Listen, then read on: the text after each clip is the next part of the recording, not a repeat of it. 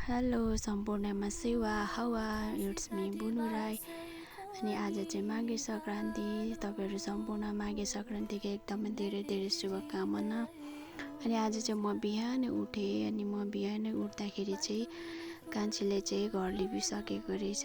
यतापट्टि लिपिसकेर पनि ऊ चाहिँ उतापट्टि लिप्दै रहेछ। अनि मैले पनि बिहानै उठेर यताउता कामहरू गरेँ। अनि त्यसपछि म चाहिँ काम गरिसकेर यसो बारीतिर गएँ। अनि यो चाहिँ बिहानैको मौसम हो। हाम्रोतिर चाहिँ अहिले गाउँघरको वातावरण चाहिँ यस्तै छ। यो पारी चाहिँ हाम्रो घरदेखि देखिने गाउँ हो।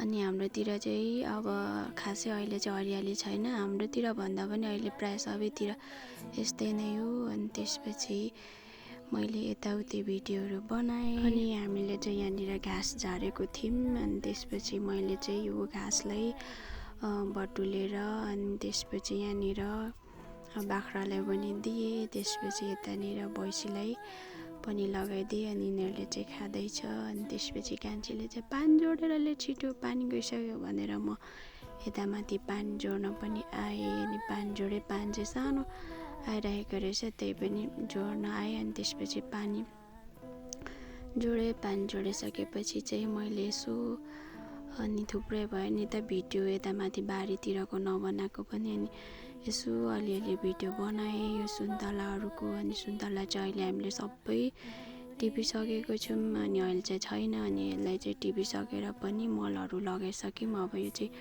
अर्को साल मात्रै फल्छ।